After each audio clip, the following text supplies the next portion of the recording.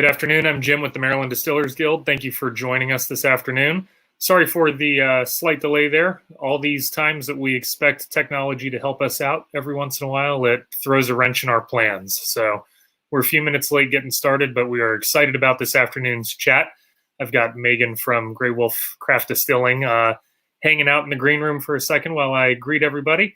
Just want to let you know that this week we are still involved with the Maryland Buy Local Week, and if you get an opportunity to support your local distilleries, please do. They would love your support and appreciate all of your effort showing your interest in Maryland-made products. So without further ado, I'm going to introduce Megan from Gray Wolf. Megan, how are you? I'm good. How are you, Jim? I am wonderful. It is lovely to see you. I apologize again for the technology issues. No worries. I'm definitely technologically challenged, so it was, definitely on my part too. So why don't we jump right into it? Can you tell me a little bit about Gray Wolf and how your company started and where you guys are, what you do, all that good stuff? Sure. So it's me and my husband, Gray Wolf. Specifically RB, we consider the Gray Wolf. His last name is Wolfensberger, and the joke is that we were going gray trying to get this off the ground, so that's how we came up with the name. But we are a craft distillery, true craft. We make everything from scratch in St. Michael's, and we are partnered within Wyndham Distilling with Lion Rum. And we actually make vodka, gin, and an agave spirit. And some stuff coming down the pipe very soon, too. But we do everything from scratch as local, if we can get it. We are the first Maryland distillery to make an agave spirit, which we are super proud of. And, we just love that we can actually, make everything and get it out there as weird as this time frame is. It's definitely been an interesting couple of months. So with the spirits that you're making, I was looking around on the website and it looks like you have a couple of spirits that are available all the time. And it looks like you have a couple of things that you put out that are kind of scheduled or seasonal releases. Yeah. So our signature line is the vodka, the gin, and the agave spirit. If you were lucky enough to get your hands on our brandy, that was a one-off. That was a seasonal release that we did. We only made 200 bottles of it, and we were super proud of it. And honestly, I wish we had made more because it was received really well. And then once we get our new product out, which we are getting very, very close to releasing our very first rye whiskey, which will be part of our signature line. We will have that in limited quantities, but all the time. We hope anyway. Best laid plans, Then once we do that, then we'll start figuring out some more seasonal flavors and different fun concoctions and stuff like that we can, bottle up and get out to the public. Our goal was to always have the signature line basically build your bar. We started with vodka. We were bartenders in our past, and so when we came upon basically when we decided what we were going to do, we kind of looked at it as building the bar and starting with the first, which is the vodka. Especially when you set up your rail, vodka's first, then gin, then your tequila, and then rum is in there too, but we won't ever touch rum while we're in the house that rum built. Then the whiskey was the one thing that takes the most time, so we're just patiently waiting for it to mature in the barrels, and we'll have that out. So we're hoping by the it's essentially ready. We're just waiting on label approval. That's awesome. So yeah, you just kind of touched on it a little bit. You come from a background as a bartender. What was it that inspired you to pursue craft distilling as your own business? Well, truthfully, that would be from RB's standpoint. I was, I wouldn't say I was hesitant, but we were trying to get out of the bartending side of things, and RB went and became a physical therapist. And once he really started working in the field, he decided he wanted to specialize a little bit. So when he went back to school, it was an organic chemistry lab that was the day the practice was distillation of water, and it just lit a light bulb in him. And he came home to me and he, said, I really think I could do this. I think I could do this well. I want to try, and I was all on board. So, it's been a unique and fun, little turn in life. Not too far from the bartending side of things, of course. We're still mixing cocktails and putting it on the website so we can, have people try our spirits, straight, but also so they can enjoy it in cocktails. So, just constantly maneuvering different things and rolling along, using our background as, as bartenders to make this move forward, essentially. When you're approaching your recipe build out for these spirits, are you thinking about the cocktails ahead of time that you are already envisioning this spirit working well in? No. Honestly, we just want to make a really good spirit. Everything that we make, we want to have a little bit of a twist on. Obviously, we don't want to be out there making the same thing that everyone else is out there making. Like everyone, the big name brands have definitely made it. I guess in a way, people expect certain things from certain spirits, and we always want to put a little twist.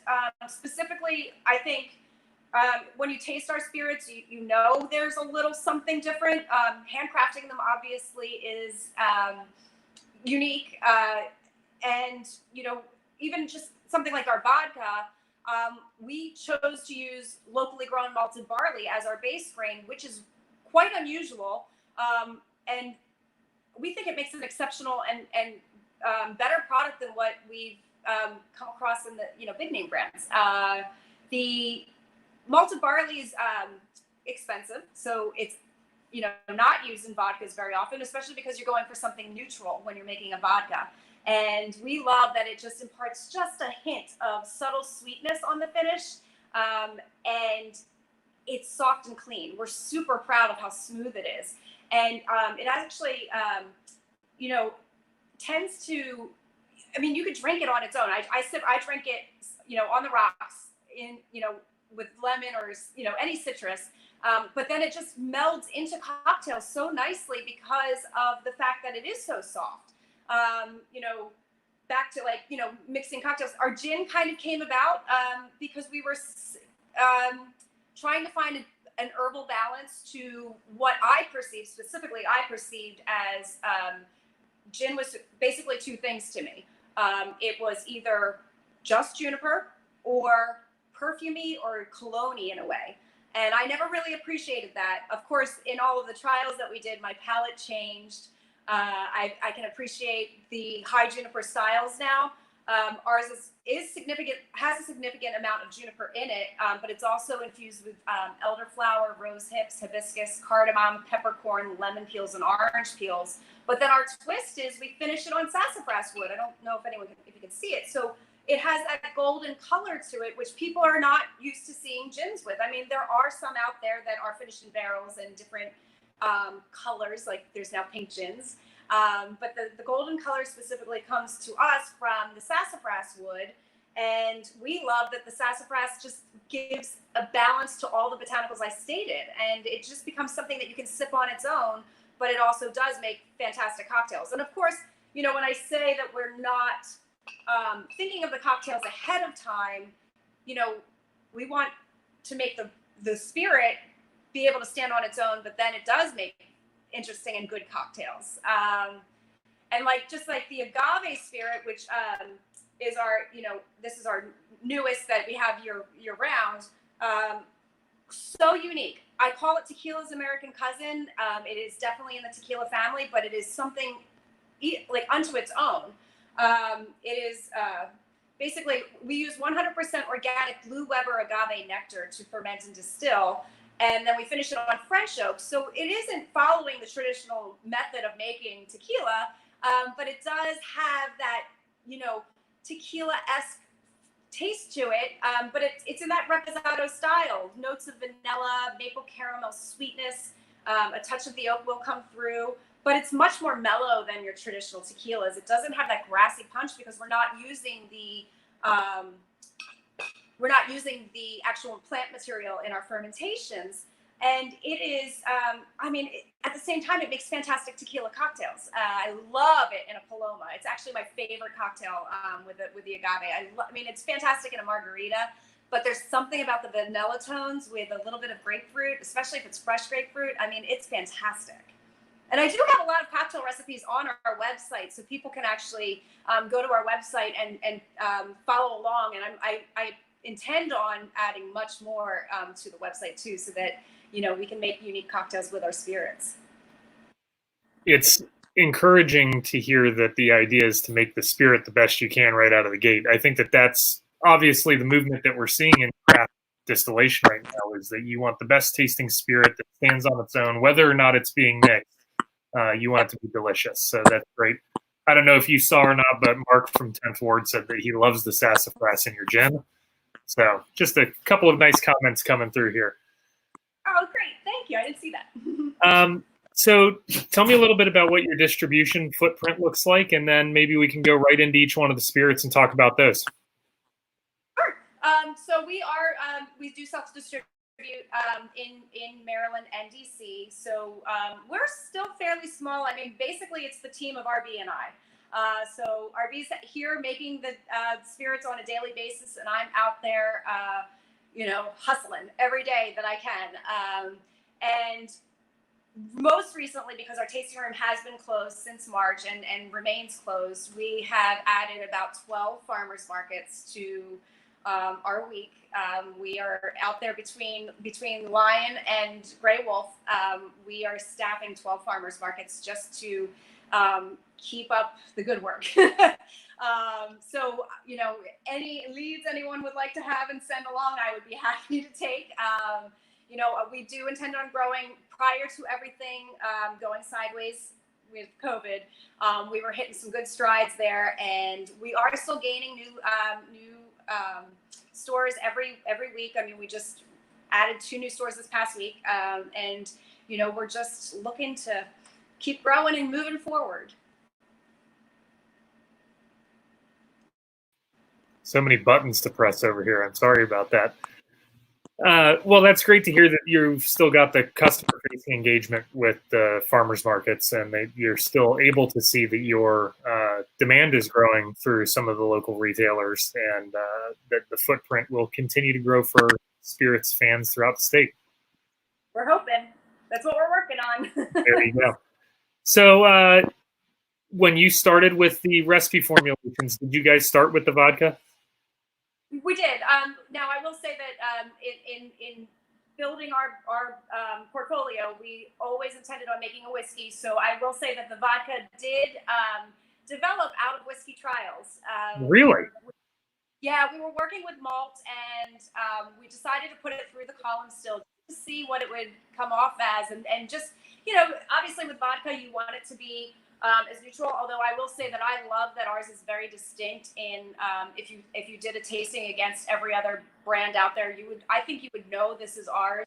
But it really kind of I don't want to say it was happenstance, but it was good fortune that we kind of played around with it that way, because when it was one of those moments where we tasted it, we were just like, that's really interesting, and we really felt that there was something there. And honestly, RB's come across a couple of bigger brand distillers that have, been shocked that we're making vodka out of malted barley because of the cost of it alone. We try to keep our price points at a good point for people that so it's not unreachable, but it is, or unattainable, but it is unique. And I don't know. I love it. I went from being a vodka drinker, and that was kind of another impetus in trying to get us to the point of starting with vodka. Was I drank vodka. That was what I drank, but I always mixed it with things. And of course I'm biased, and I have, developed a palate for everything that we make. But I don't know. I just drink it on the rocks now. I just think it's such a sippable vodka, and also it makes fantastic martinis. But in saying that, that doesn't discount the fact that I mix it in any vodka cocktail. I've had people say to me, oh, that's so good, I wouldn't want to mix it into a cocktail. But I say, well, why would you want to drink lesser things you're ingesting it. I mean, drink what you like and, mix it into a cocktail. Well, and I think you just summarized a really good point, and maybe you didn't even do it intentionally, but we often hear things about price point, and a lot of consumers are price sensitive, and especially if it's something that they've never tried before. But right there off the bat, you were able to give a great example of why some craft spirits carry a higher price point than others. If you are making a product with higher end ingredients or more expensive ingredients, it's going to carry through to the finished product. And I think that that's a really unique approach for your spirit alone, but it also is a great example of what's happening in the industry. Yeah, I mean, it's interesting too because we intentionally choose. I mean, I joke that it's like happenstance that we came upon the malted barley for the vodka, but we do intentionally choose everything that we make and how we make it after multiple trials.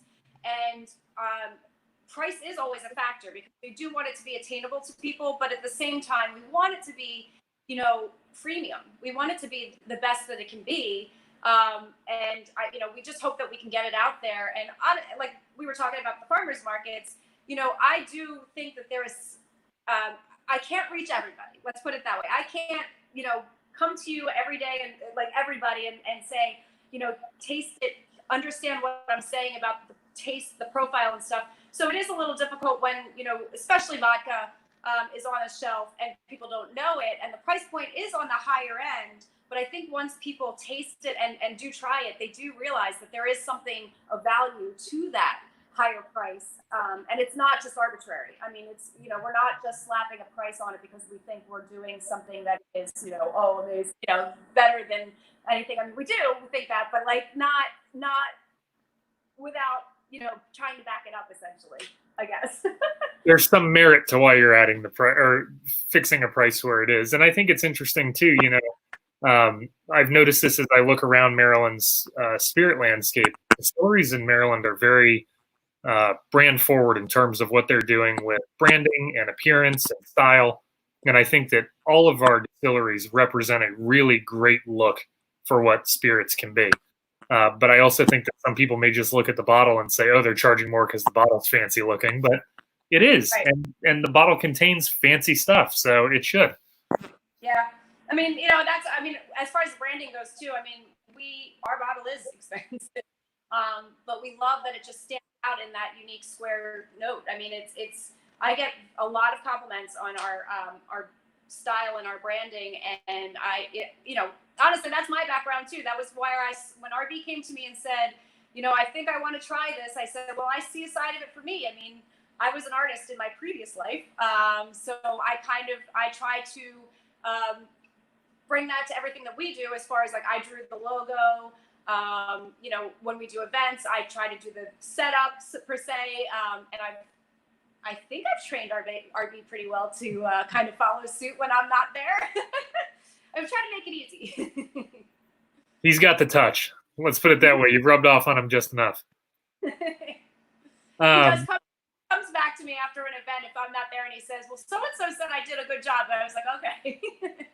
That's all that we can ask, is that we all do a good job. I think it's interesting. You're not the only person in the industry that I've met who has a background in art or some sort of creative pursuit before getting into this. And I think that that's another thing that's often overlooked, is that distilling is a true intersection of science and art. It's a craft that really requires attention and understanding. And you may not be distilling it, but you're out there promoting it and putting it in front of people. That's an art as well. So. One more thing for people to consider when they're thinking about what they'd like to pour in their next glass. So why don't you tell us all about the vodka? Let's learn all about it. Which one? The Lone, is that your vodka? The vodka, yeah. And it's funny because we named each of our spirits. Basically, everything kind of happened very naturally for us as far as the Gray Wolf name. Was kind of born out of the joke that we were going gray, trying to get this off the ground. And then Lone we consider it a single malt vodka. So it just kind of made sense that it's like Lone Wolf, although, it is just simply Lone. But it's, 100% locally grown malted barley that we ferment and distill. And then we finish, we don't finish this. we actually finish it on a slow, active carbon slow drip filtration. So it is really nice and polished. It is soft. It is clean. We are so proud of how smooth it is. And, you know, that's something that with vodka, especially when I go to tastings, which I can't do very often anymore, so it's kind of nice to do this today. You know, I say to people, I really want you to try it at room temperature. It just proves that once you taste it at room temperature, and if it doesn't have that astringent afterburn, once it's cold or in a cocktail, it is that much softer. And I miss being able to do that in front of people because I love watching their faces as they actually realize that I'm telling the truth. You know, many people can't drink straight vodka at room temperature, and even just a little taste, I mean, they realize that I'm actually, like, there's truth to what I'm saying. And even if you actually look, I'm going to pour a little bit here for a second. It actually has a little bit of legs. Not, you know, not crazy, but it's there are a little bit of drag, and it just shows the softness of it. It even has like a little bit of a sweeter nose because of the malted barley. So it's I mean, I don't know, it's something I'm like, I just love it. There's nothing wrong with loving it. I threw your tasting notes from the website over on the chat, so everybody who's viewing can refer back to that and visit the Gray Wolf website at graywolfcraftdistilling.com, and you can see all of the spirits in close-up shots of the bottles and some more expanded versions of those tasting notes. That's a lovely vodka. I recall the first time that I had it, and I think that it's a very nice treat. I am not typically a vodka guy. I know that everybody says, oh, the best vodkas are the ones you can't taste, and I don't understand that philosophy, so I'd like to taste something. But I recall coming across Alone and thinking it was really, really a nice drink. Thank you. I mean, I actually find that a lot of whiskey drinkers tend to, especially the ones that say, oh, I don't drink vodka, which there are a lot out there. But if I can sway them enough just to taste it, they will appreciate it because it is the malted barley grain. So it is different than everything else, well, mostly everything else out there. And I think people do themselves a disservice if they're not even willing to just taste because they only drink, you know, one thing, or, you know, so I understand why someone might not want to try vodka, but I always try to sway people into it because we are so, for being our first product, this is probably the one I always like. I'm just so proud of it. Well, it's a lovely product, and I think that people out there are big fans. Can you explain a little bit about, in your description, you have some notes about the 12-plate column distillation and stuff like that. What does that mean for the layman, somebody who's just kind of learning a little bit about spirits? What does that mean to them?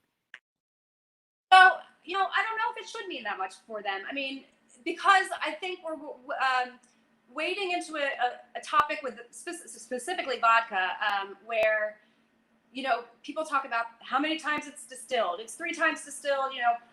It in my opinion, I guess it does make a difference because obviously we're doing a 12-plate distillation, or I should say it's 11-plate distillation after the strip. So, but, you know, I could put it's 12 times distilled, but I'm not going to do that because I feel that's almost a gimmick. The plates, basically, when you're making vodka, and just for the layman, it's about the distillation of that. Every time it hits a plate, it's cleaning out the impurities, essentially. That's like the easiest way to kind of say it. So if it's hitting 11 plates after it's been stripped the one time, think of the, you know, how clean it's going to be. It's just, it does help. It obviously is the process that we chose. So I guess I don't want to say that it doesn't make a difference to the layman, but or that it should, but I find that it's a little bit of a gimmicky trap to fall into to talk about the distillations, and maybe I'm not saying that right. Maybe you could, as a person who would be on the receiving end of that, could say what you think on that, because I do. We obviously talk about the fact that it's a 12-plate or 12 distillation, whatever, but I don't know if that. I guess I'm at a loss for words on that one. I'm sorry. As somebody who's been a hobby drinker of craft spirits, I don't think that prior to getting into the industry and learning more about your businesses that I had any idea what real advantage is there of triple distilled or anything like that. You hear it in brewing industry too, ice filtered. Well, every beer in the world is cold filtered or filtered at a temperature close to ice. So what are you talking about here? So I think it's interesting just to ask those questions, because there are people out there that are probably buying your products that may read that one day and say, I wonder what that means. So yeah, I mean, I'm gonna just I guess what I get worried about in talking about it, and I don't want, I guess this is what it is. I don't want people thinking that we're putting it through the still 12 times. So that's, right. I guess you said it correctly in the sense that you said 12 plates, whereas when it says like 3 times distilled on one of the bigger name brands or something like that, that just means 3 plates. So I guess I was getting mired in the semantics of it, I should say, which I do work. I don't want people to think that we are putting it through. I mean, it would be amazing if we could put it through the still 12 times, but oh my gosh, we would think of the cost. Yeah, so I guess that's where I get a little tongue-tied with it, because it's a column still that has the 12 or 11 plates in our so then 12 times because it's stripped once. But yeah, it's a weird one for me to answer. Usually I don't get often, but I just did. Well, I'm glad I could offer you that service on a Thursday afternoon. So one more question, if it's being idiotic, please let me know. But the way that the column works, so the plates are there, is the distillate is it continuing to distill as it reaches each plate, so it'll condense and then it distills again? Yeah, so it'll keep dropping down, and that's how so the thing with vodka is it has to be distilled at least 190 proof in order to be considered vodka. So once it reaches the top to the condenser, that's how it's getting to that high enough proof. Got it. So every time it hits a plate, if it drops back down, it's getting redistilled essentially, and then until it reaches the very top and then gets condensed back into liquid. Awesome. Well, thank you. I feel so much smarter now. Well, it's funny because I don't actually get to answer these questions very often. Usually, this one's on RB, so I'm happy I could answer. Yeah, I'm glad we got you in the hot seat and you have a chance to talk all about it. Right. So next up, do you want to talk about the gin? Sure. So Timber is also made from 100% locally grown malted barley. That is our base grain for the fermentation and distillation. We do a vapor infusion. We chose to do the vapor infusion because it allows it to be a brighter, crisper gin as opposed to doing a maceration. In our botanical basket, of course, we use juniper. That's what makes it gin. Gin is juniper, essentially. We joke that it's the first flavored vodka, but we also use elderflower, rose hips, hibiscus, cardamom, peppercorn, lemon peels, and orange peels. So it has a little bit of citrus, a little bit of spice, and a little bit of floral along with that juniper. Like I was speaking about earlier, our little twist is the sassafras wood finish, which gives it the golden color. And we love the fact that we can use sassafras. It actually was something that it took us a while to come upon and even get approved. But we did it, and we love the fact that it has such a unique finish. Specifically, the sassafras imparts a little tingly, refreshing note to the gin. It definitely puts a little tingle on the tongue, which is really fun. But what it does is it helps marry all of the botanicals into the gin and balance out the juniper with the floral spice and citrus. It's a fun gin, basically because you can make a wide range of cocktails with it by pulling out different notes of the botanicals. So I love it with a little bit of elderflower liqueur in order to make you can make a twist on a bee's knees with it. It is really a unique gin, and the fun thing about the sassafras specifically is it's not heavy like an oak. We did our very first couple of batches actually were finished in charred oak barrels with the sassafras, and I think if we came across an early bottle of the first batch, I think it would be completely different. It was a little heavier. It definitely had that oak forward note. We just, as we decided to take that out, I just feel like we found the stride with timber. It is bright, it is crisp, it is balanced. I drink it on the rocks as well. And that, like we were saying about trying just to make the best spirit we can make. We want people to be able to enjoy it on its own. But at the same time, it does make some fun cocktails. I mean, I've had bartenders making all kinds of fun things with this. Even with my histories in bartending, I don't get to experiment as much because I'm on the road so often. So I love when people come to me and have these like fun cocktail recipes, using peppercorn and, fresh hibiscus and all these kinds of things. There's so much you can do with it. And I think it's just a lot of fun. And delicious. Yeah, and as bartenders are really kind of stretching the limits and becoming more of it seems as though making cocktails is becoming more of a culinary experience than it has been in the past. It's not just mixing 3 or 4 spirits and putting something in a glass for someone anymore. It's this really beautiful build of something with great ingredients that represent garnishes or additions, whatever. I'm sure that with the wonderful flavors in that gin, you're able to really get some interesting stuff.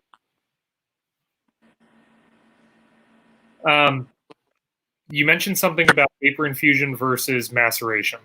Mm-hmm. And you said that vapor infusion tends to lend brighter and crisper characteristics to your addition. That's we found when we were doing trials with all the botanicals that we were doing. I mean, this was a long road for this one.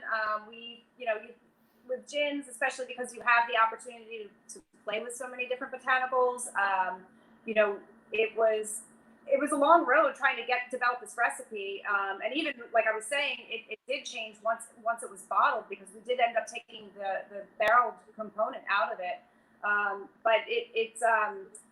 When we were doing different tests of whether we liked, if it was like through the steam or if it was actually, soaked into it, we just found like brighter and crisper is the way to kind of just describe it. It didn't have a heavy weight to it. It kind of just evaporates in a way. So that was the choice that we made. I know there's so many ways that you can get those flavors in, and that's just kind of what we found as far as our process being the better way to get a flavor out of it. I'm just imagining all of the different flavor profiles and components in a lot of nice botanical gins now, and it seems as though allowing them to all just soak there would really become a muddled mess versus something where you can pull out distinct aromatic contributions. So yeah, it's not surprising. I was curious about having it described that way, because I think it was a good way to talk about how those flavors be imparted. And the funny thing about the pulling different notes out, the fun thing about watching people taste this is I love hearing what they taste forward, because everyone's palate is different. So I could have 2 people standing in front of me, and one person will be like, oh, that's peppery, and the other person saying, oh, I can totally taste the elderflower. And I just find that so fascinating, that it can be one thing to one person and another to another. And then, I say, well, just here's some cocktail ideas too, and then they just have fun with it. So I love it. I think it's just so much fun. That's what it's all about. Exactly. And then the last one that you've got there today is the Lobo, correct? Yes. So Lobo. This was, it's so funny. We've been in business for 3.5 years, and I say how each one was a long time coming. We were the first Maryland distillery to make an agave spirit, which we were shocked. By the time that we got this out, we were shocked someone hadn't beat us to the punch. This is because we had worked on it for so long, we thought for sure someone else would be playing with it and just trying to get something like this out there. And I think there are some now, but I'll still hold on to that. We were the first. But this is 100% organic Blue Weber agave nectar that we ferment and distill.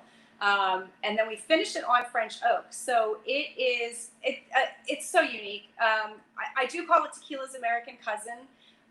It definitely is in the family, but it's a spirit of it on its own. It has vanilla tones, like a maple, almost a maple syrupy sweetness to it, but without being super sweet. And then a little bit of the oak comes through as well, without being, heavy. And it's sippable on its own. It is, you know, fantastic in a Paloma, like I was saying earlier. That's actually my favorite cocktail with it. And then it also is great in a margarita. It really lends itself to something, again, unique. It's definitely, it's going to be different than what you're used to in your margaritas, let's say, but it's so drinkable. And we're so excited that we got it out, and that people are really loving it. I mean, having not been able to sample people on it exactly, like this summer, mostly by doing farmers markets, people have been buying it and they come back up to me and they say, oh my gosh, that was so good, I need another bottle. So, we're excited that it's being received so well. Well, that's refreshing, considering I've heard a lot of people say things about agave spirits like, oh my gosh, I'm never having that again because of what it did to me, or something like that. Time though. Just So drink too much. Mark did ask a question that I've had on the back burner for a couple of minutes, and he was wondering if you could talk about maybe some of the challenges associated with fermenting or distilling agave. Oh, well, that was what kept us from releasing it as soon as we did. It's such a complex sugar that the fermentations can last. I mean, I think our first couple of fermentations lasted weeks. I mean, weeks. RB would start a fermentation and we'd think we'd have it, down, and it would still keep fermenting out. So it was one of those things where we didn't really know how long it was going to take, or if we were actually going to be able to, make enough in a timely manner that it would be worth it to do. Practice makes perfect, and I won't say it's perfect because we still have some very long fermentations, and there have been times where, we're running low on the batch that we had, and, we're not ready to bottle the next, so we've had some lag times with it. But we're getting a little bit more consistent with it, and that's just RB's hard work 100%, because, he was determined. He was determined that he wanted this spirit, and we love the flavor of it and how it's being received, and we really want to make a go of it. So, we're trying to build the program, but it's a very challenging, and I would imagine that anyone that's worked with it as a base, or, for their fermentations knows it. It's you got to find the right, I guess, the sweet spot, really. I guess we did. Well, that's good. I do really appreciate that when we have these talks, there are other members that like to pop into the chat and ask questions and get involved, because it's really showing that there's this sense of collaboration. I think Gray Wolf and Lion obviously has a great sense of collaboration, operating out of the same facility and kind of making a real mark together in your community for what the distillation or the distilling industry is all about. But to see it kind of cross through this chat, even when you come in and say, hey, what'd you do with this? Or and get open and honest feedback. It's not like you're trying to hide anything from anyone. And I think that that's really special. That's what I love about our community. I mean, it's with the guild and everything, is very, as much as it's competition or friendly competition, there is a, the feeling of growing it for the state. And, if we grow it for the state, it grows us all. So that's kind of, where we love the fact that we're part of the guild, and have the ability to like call someone up and say, hey, we just had this break. Do you happen to have an extra? Which has happened. So, it's such a fun community to be a part of, for sure. Yeah, tricks and tools are always helpful things to get from your friends. Yes. So tell us a little bit about what you see on the horizon for the brand. Is there anything else that you want to talk about today that's a sneak peek, or do you have things in mind for the future? I was looking at that page, and you had your brandy on there. Can I ask one quick question, because my interest is piqued? Where'd that name come from? Oh, see, I was hoping I never had to answer that. Are you a fish fan? Yes. Yes. All right. So things where only a few people will know it immediately, and obviously, I only really talked about it with Lone, but everything kind of did happen naturally as far as following the theme of the wolf. Timber obviously is a gin finished on wood, so it is, makes kind of sense that the name would be Timber, like Timber Wolf. Lobo, we named Lobo in deference to where we get the agave from. It does come to us from Mexico, so that is the Spanish word for wolf.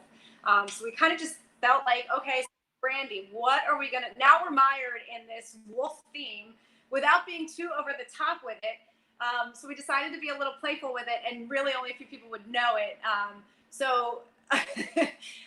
Aaron, and we honestly chose Aaron because we knew we wouldn't have to explain it for too long, because it was only 200 bottles and to only those that asked.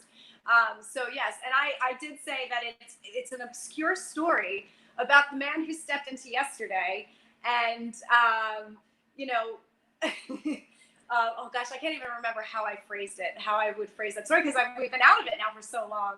But yes, it does come up from a fish song.